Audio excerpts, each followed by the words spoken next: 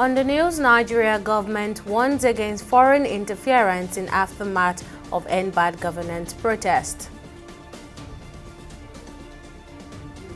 Protest organizers in Lagos declare 3 days of mourning.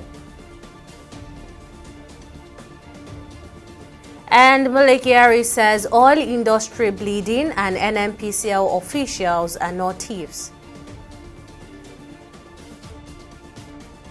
Thank you for joining us on the news on TV360 Nigeria. I'm Tamilore Akinkwole.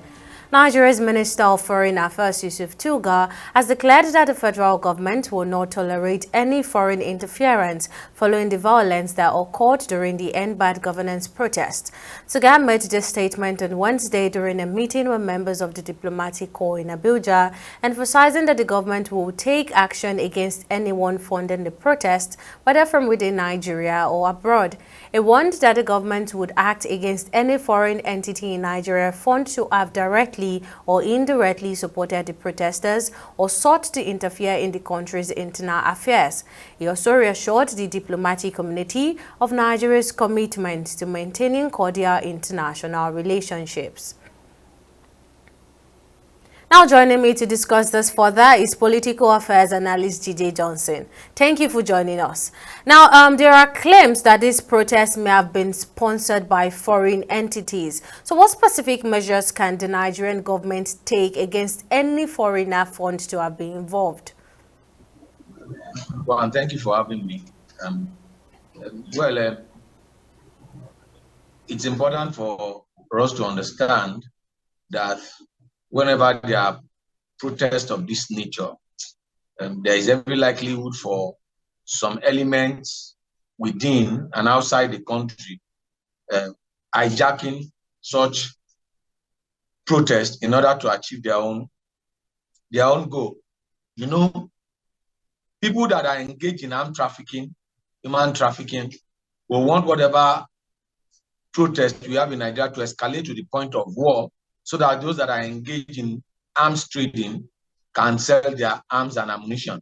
And you could see what's happening in South Sudan, in Sudan, what happened in Libya,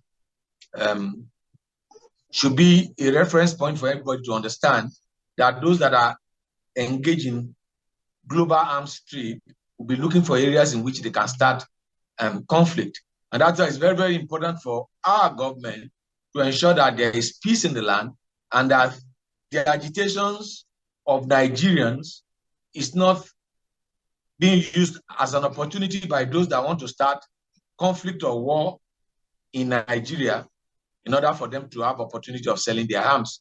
It's very clear that majority of the protesters that were carrying Russian flag do not even have an understanding or the implication of the flag they were flying during the protests in some northern parts of Nigeria. So it's important for government to address this issue as well as address the core issue that led to the protest in the first instance. Now, you said those that are involved in global arms trade are the ones that motivated these people that flew the Russian flags. Now, would you say this is also the cause why they called for military intervention? Seem to have had network issue with our guests. Now moving on. Organizers of the End Bad Governance protest in Lagos have announced a 3-day mourning period to honor the memories of their fallen colleagues who were allegedly killed by security agents during the protest. The mourning period commences on Wednesday, August 7th and ends on Friday, August 9th with a public symposium and candlelight procession. Now in a statement by Asan Soweto, Ayoyinka Oni and Adegboyega Adeniji on behalf of the End Bad Governance in Nigeria, which was held at Gani Fawemi Freedom Park, Ojota, Lagos. The organizers said the decision to declare a mourning period comes after a series of alleged violent attacks on peaceful protesters by police and thugs, allegedly sponsored by the state.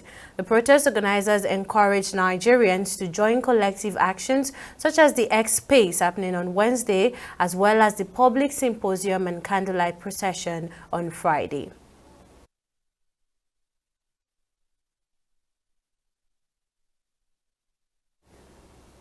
Meanwhile, Governor Abba Yusuf of Kano State has relaxed the 24-hour curfew in the state to 12 hours daily. The governor announced this after a Security Council meeting with security heads in the state to review the security situation. Governor Yusuf said the curfew was relaxed from 6 a.m. to 6 p.m. He said the curfew was relaxed to allow residents to go about their day-to-day activities and legitimate businesses. The state governor, His Excellency, imposed a curfew just to 24 hours. But with the situation of things and when we observe there is peace, absolute peace in this community, in the state, we have decided to relax the curfew from 6 to 6.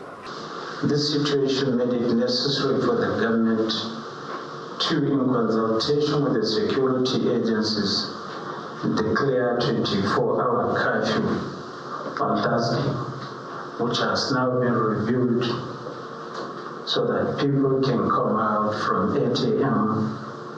to 2 p.m. daily to conduct their businesses. Minister of Finance and Coordinating Minister of the Economy Wale Edun has said Nigeria spends $600 million every month on petrol importation. Speaking in an interview, Edun reiterated that there is no petrol subsidy included in the 2024 budget. According to him, as at the time the subsidy was removed, the poorest 40% of Nigerians were only getting 4% of the subsidy value, meaning they were hardly benefiting. He also highlighted the challenge of determining Nigeria's actual petroleum consumption, noting that the country's petrol import also benefits neighboring nations. And former chairman of the Ikeja branch of the Nigerian Bar Association, Adeshina Ogunlano, and a prominent activist has passed away. The NBA announces that in a statement released by its National Publicity Secretary Akorede Lawal on Wednesday, confirming that Ogunlano died on Tuesday. Ogunlano served as the chairman of the NBA Ikeja branch from 2016 to 2018. Now, during his tenure, he spearheaded significant movement within the bar, notably leading a protest against the increase in the land use charge by the Lagos state government in 2018. The association praised Ogunlano for his unwavering commitment to justice and human rights, as he was part of those who participated in the nationwide hunger protest in Lagos last week. Meanwhile, the Central Bank of Nigeria Governor Olayemi Cardoso, the Chief Executive Officer of the Nigerian National Petroleum Company Limited, Mele Kyari, and the Minister of Petroleum, Eniken Lokpobiri, are under investigation by the Senate Ad hoc Committee for alleged economic sabotage in the petroleum industry. The officials appeared before the committee chaired by Senate leader Senator Okpeyemi Bamidele on Wednesday. Now, during the section, Bamidele said that the committee aims to assess the compliance of NNPCL's direct sale and direct purchase arrangement within the Petroleum Industry Act and scrutinize the transparency and accountability within the scheme. Speaking before the committee, Mele Kyari, the NNPCL Group Chief Executive Officer, denied any involvement of the company's personnel in the importation of substandard petroleum products. To ensure transparency, Kyari also requested that future committee sections be broadcasted live for all Nigerians to monitor. That create the impression that the NNPC Limited and our leadership are doing anything to create economic sabotage in our country. It is far from it, Mr. Chairman. This company has grown, Mr. Chairman. We're proud to say this. From a loss company for 43 years to a profit-making company today, Mr. Chairman. Mr. Chairman, this is very clear from everything you have said through this investigative hearing that you can see the majority of the issues you have raised have nothing to do with the NNPC Limited. Yet, everybody believes, by sheer misinformation, which my minister has highlighted, that NNPC is responsible for creating any economic sabotage in our country. The outlook for oil prices for the rest of this year and beyond is positive, is strong.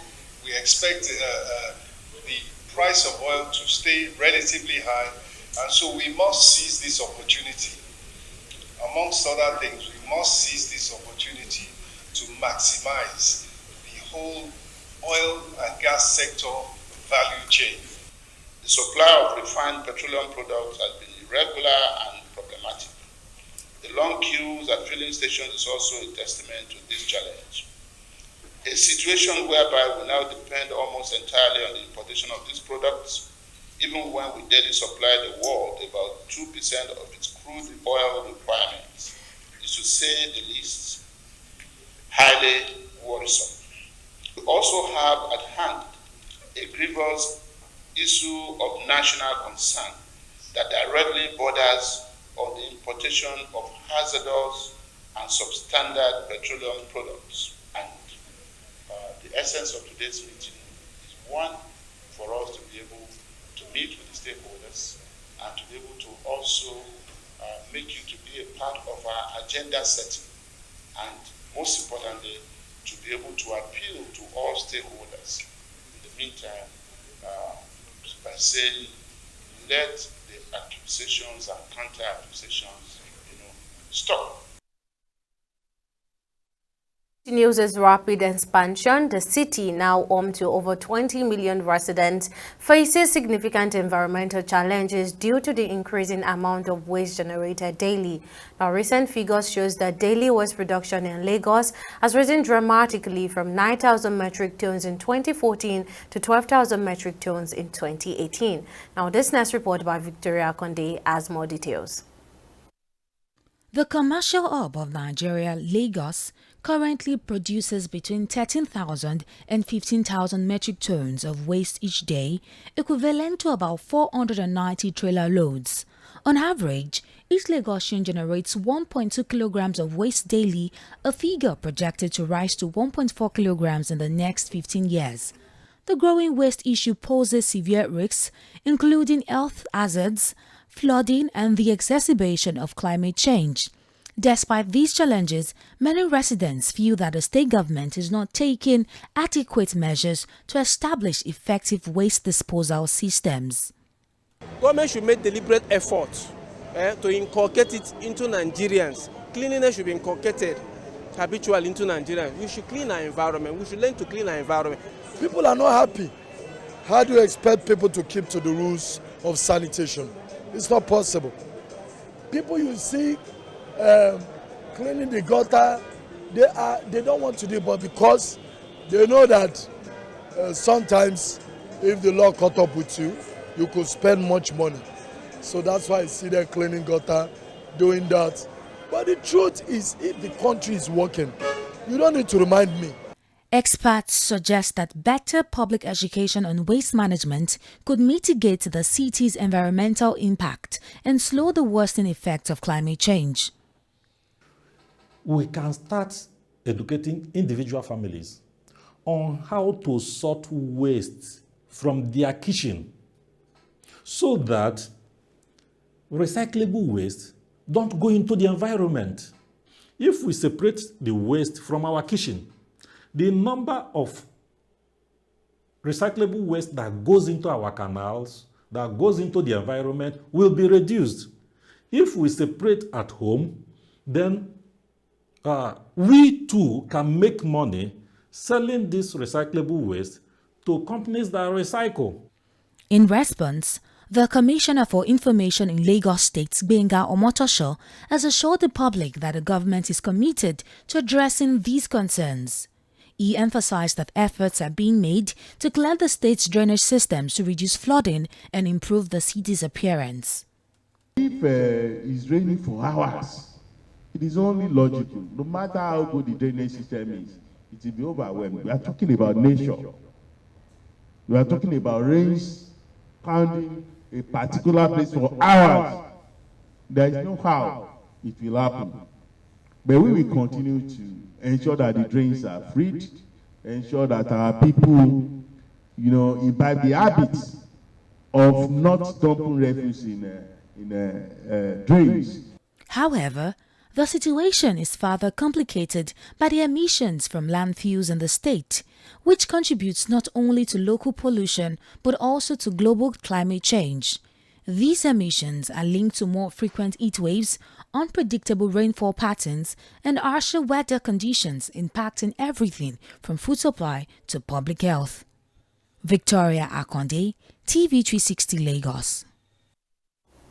We'll go on a short break, but coming up next, Toby Amuso qualifies for 100-meter hurdle semi-finals at the 2024 Paris Olympics. Details after this break.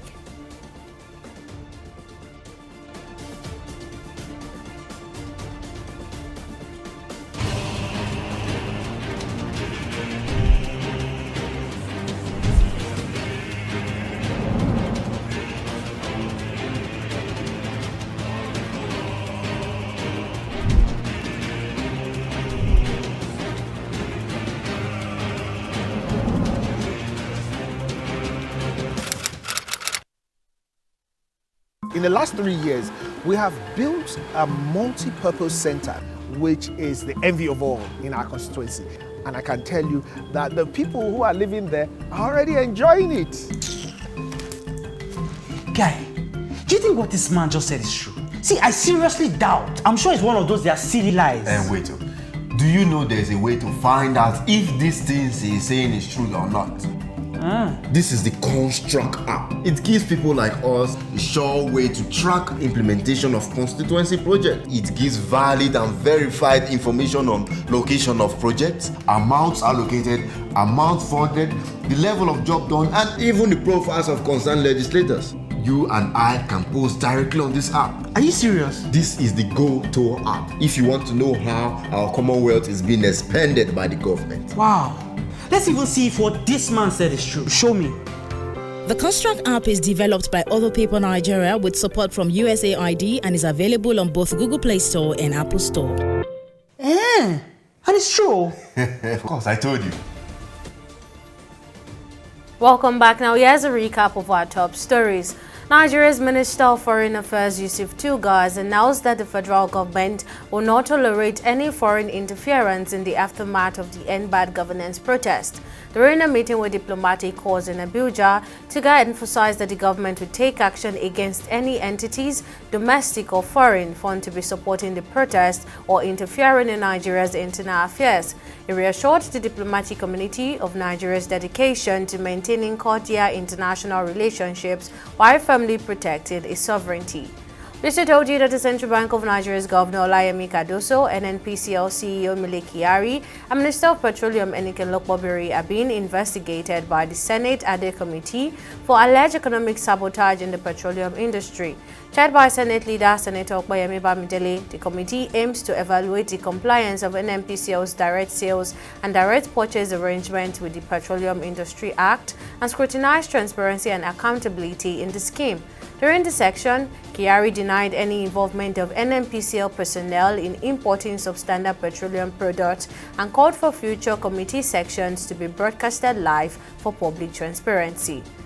Now, in case you missed any of the news bulletin or for more updates, you can catch us on Lime's World TV and AVO TV, or log on to our website on www.tv360nigeria.com. You can also follow us on our social media platforms on Twitter, Instagram, and YouTube at TV360Nigeria, or download our mobile app on Google Play Store, Huawei App Gallery, and Apple Store. On Facebook, we're at TV360 Online.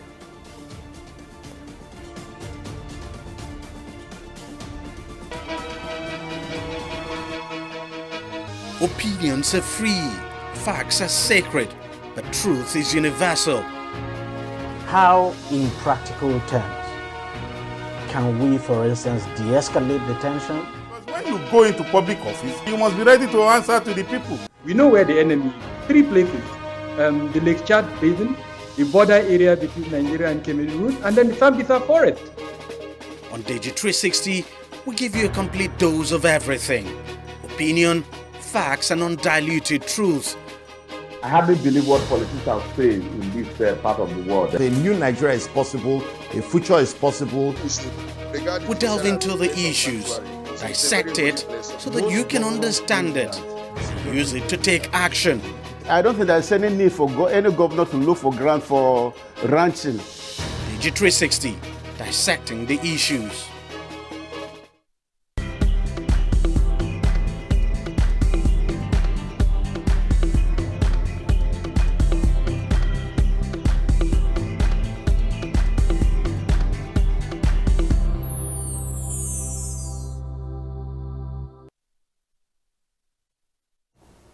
And on business, on July 10th, the federal government announced the suspension of duties, tariffs, and taxes on the importation of food commodities to reduce inflation. The Comptroller General of the Nigeria Customs Service, Bashir Adeniyi, also in a press briefing, said the duty waivers on imported food will be implemented within the next 1 week. Now, earlier on, I spoke with economist Segun Shokbeton to get his thought on this new development, and I began by asking him if he thinks this would affect other aspects of the economy. Challenge that we're going to have with this is, first of all, is the fact that it's time-based. It's for 150 days, unless they have extended it indefinitely. I have not seen any such news. What I'm aware of is that they gave a 150-day period that will expire in December. In November, actually, in November. So the question then becomes, what happens, after that time frame goes up? That's one problem. Second issue that I have with all of this, and why I think this will not have too big an impact on the overall issues that we're confronting as a country today, is that duties and tariffs on imported food items are not particularly punitive in the first instance. All right, now can you run us through the process on how this suspension of taxes on imported food will help reduce food prices? Well, I mean, it's not complicated at all. So take, for instance, if you are importing, a shipload of rice, for example, into the country, you are going to have to pay. I'm sorry, I didn't have enough time to check exactly how much duty is paid on rice, but I would assume it's somewhere around between 5 to 10%. So you pay 10% on that when you get to the Nigerian ports. When we say taxes, I don't think, for example, that value-added tax has been waived on it, because if it had been, then you are talking of 7.5% also cut off, so the good arrives, you pay those duties, and then you bring your goods in. You still have the logistics, the cost of transportation and logistics. You've got other costs, for example, storage costs, pending when those goods get distributed into the market. We'll go on a short break and be back with stock market report.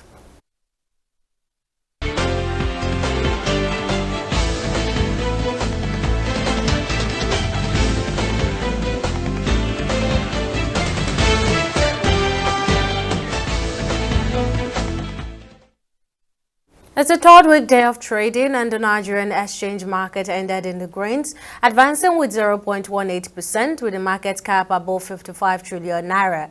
Now, leading the gainers at the end of trading is Red Star Express, closing at 4 naira 18 kobo per share, followed by Owando, which closed at 33 naira 60 kobo. At the end of trading, the market brought at 27 gainers against 23 losers in 9,744 deals, with the market value at over 12 billion naira and the volumes of shares at over 636 million.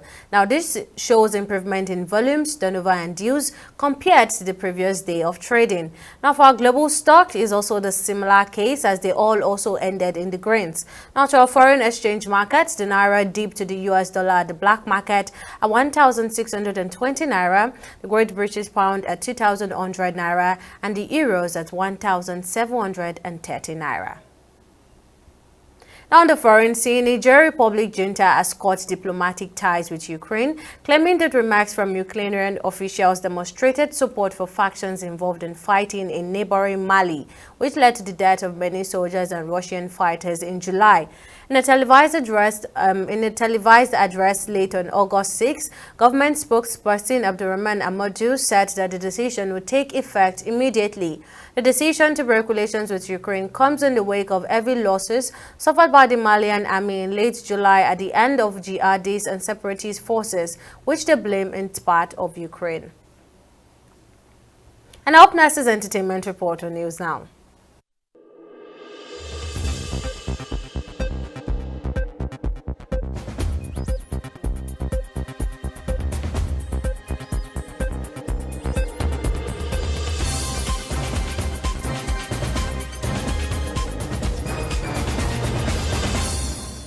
Nollywood actress Regina Daniels has replied to the reaction she faced after calling for a non-violent nationwide demonstration.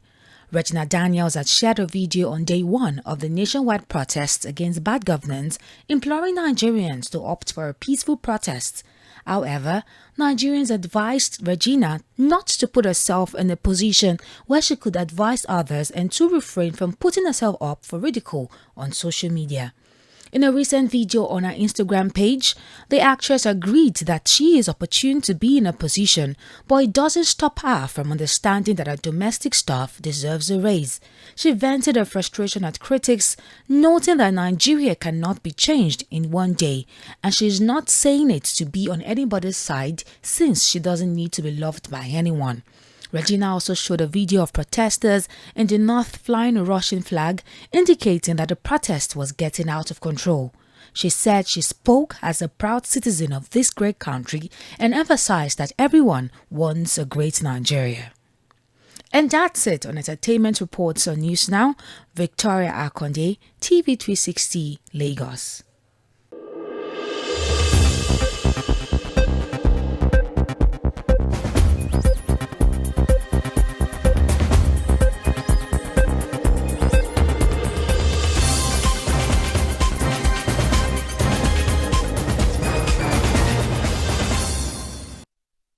Finally, on sports, Tobias Muson has secured a spot in the semi-finals of the women's 100-meter hurdles after finishing first in a quarterfinals heat, outspacing America's Alicia Johnson and Jamaica's Janik Brown. Now, following her impressive performance, sport journalist Oluwafemi Adefeso expressed optimism and confidence that Muson will achieve a podium finish.